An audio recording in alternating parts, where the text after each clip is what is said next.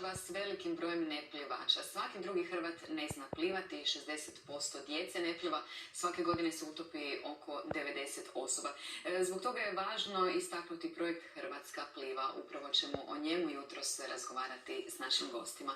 U studiju su nam se pridružili Ivana Jerković, glavna tajnica Hrvatskog plivačkog saveza. Dobro vam jutro. Dobro jutro. I Josip Pavić, posebni savjetnik za sport, ministrice turizma i sporta. Dobro jutro i dobro nam došli. Jutro. Prvo pitanje, plivači ili ne plivači? Plivači. Plivači. Moram pitati jer svaki drugi Hrvat je velika vjerojatnost... Znači da ste vas dvoje plivači. Tako je, nas ove Mora druge bude statistički biti tako. Da, gotovo nevjerojatan podatak. Kako je to moguće? A upravo zato jer smo uvidjeli da je 50%, odnosno i više, neplivača u Republici Hrvatskoj, zato je pokrenut projekt 2019. godine u suradnji sa Ministarstvom turizma i sporta i Kineziološkim fakultetom i naravno Hrvatskim plivačkim savezom. Projekt smo pokrenuli znači 2020. godine i koji je saživio do danas, da već je išao treći natječaj. Ukupno je nekakvih 18.000 djece naučilo plivati, odnosno postali su plivači. Koji su ciljevi projekta? Znači prvi cilj je bio da neplivač propliva, da postane plivač. Drugi cilj nama kao plivačkom savezu je da zadržimo što više plivača u našem sportu. Da napravimo bazu novih sportaša, novih plivača. I treći cilj je znači, u nekakvoj budućnosti da se zdravstveni sustav rastereti. Od 2010. godine plivačka obuka nije obvezna u školama. Zašto? Nažalost, to je veliki problem. Nije dio pedagoškog standarda i upravo zato čak i prilikom izrade nacionalnog programa sporta kasnije 2019. je to prepoznato kao ogroman nedostatak i zato se pokrenuo ovaj projekt Hrvatska pliva da se nadoknadi, da se taj barem dio nadoknadi kroz ovu obuku i program Hrvatska pliva, međutim i dalje je to veliki problem. Išle prošle godine inicijativa Ministarstva turizma i sporta da se to vrati u pedagoški standard. Inicijativa također postoji od Crvenog križa, međutim za sad još ništa. Nadamo se, tako su nam bar rekli iz Ministarstva znanosti i obrazovanja, da će pokušati taj problem riješiti kroz jednosmjensku nastavu, poboljšanje uvjeta. Nažalost sve su škole u 2, neke čak i 3 smjene i bilo je objektivnih razloga zašto to je bilo teže organizirati, međutim sada kroz sredstva koja dobivamo iz Nacionalnog plana oporavka i otpornosti se nadaju oni da ćemo taj problem prijeći i riješiti, jer to je stvarno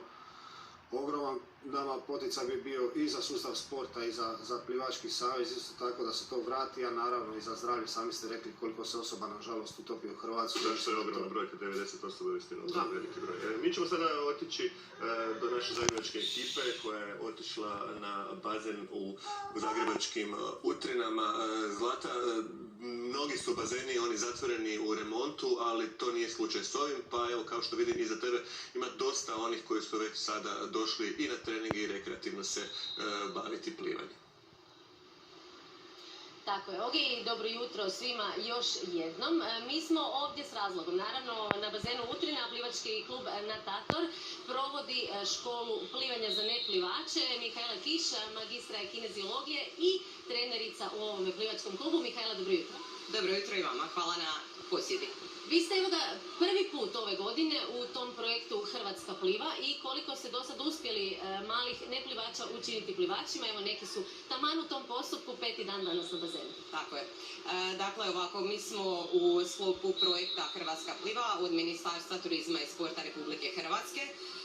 Od sredine lipnja krenuli smo sa provodbom intenzivne poduke koja traje 10 sati i do sada je prošlo 60 djece, u planu je bar da ih prođe još 100. Niste samo ovdje na bazenu Utrina, nego i na Trešnjevci. Tako i na Trešnjevci, to je centar Mali dom, gdje isto ima bazen koji je prilagođen za poduku neplivača, osobito prema metodi prema kojoj mi provodimo poduku. Sad, zanima nas ta metoda, kako se radi i koliko zapravo toga djeca mogu, ovdje su trenutno djeca od 5 do 8 godina, koliko toga mogu svladati u tih 10 sati? Da, pa u stvari mislim da biste se iznenadili koliko toga mogu savladati. Dakle, ovdje je riječ o Fred Swim Academy metodi. Ona u stvari bazira se na tome da se kreće učiti prsna tehnika plivanja. Kreće se, to vam je trostupanjski program, tako reći, jer se koriste, kao što možete vidjeti, obruči, to je pred svim trener. Kreće se sa crvenim, zatim se prelazi u narančasti i nakon toga u žuti. Kad dođe se u žuti, dolazi do postepenog ispukivanja zraka iz komora, kako bi se prešlo u trbušne, a to sve ovisi o stupnju usvojenosti plivačke tehnike koja se uči cijelo vrijeme. Dakle, odnosno krene se sa pokretom nogu prsno, odnosno žaba, iz razloga što je to jedan urođeni refleks. A naš program konkretno kreće već sa dojenčadi od 4 mjeseca. Tako da i većina polaznika su oni koji kod nas budu dugo godina, prođu program, znači, koji se odnosi na dojenčad i mališane i nakon toga se priključuju na poduku u dobi od 5 do 8 godina, odnosno kada su spremni odvojiti se od roditelja i biti samostalno sa nama trenerima u bazenu. Evo, tu nam je i Rajna koja je odlučila također nešto više reći. Rajna nam je otišla u ovaj drugi dio bazena pa ćemo ju uloviti. Rajna, možeš doći malo, molim te? Da nam kažeš kako ti se sviđa u ovoj školi plivanja. Pa, sviđa mi se u školi plivanja da, mislila sam da u školi plivanja da već si bez koluta i da moraš već i roniti. Jel teško? Ne, nije uopće teško. Što misliš, da mogu svi naučiti plivati? Da. A koliko si ti toga znala kad si došla prvi put ovdje na bazen? Pa znala sam skoro pa sve. Jesi bila u ovom kolutu crvene, naranđaste pa žute boje ili kako to ide? Pa bila sam prvo u žutom, pa u naranđastu, pa sam onda imala obe kolute, pa onda sam bez svega. I što misliš da će sad sve moći raditi?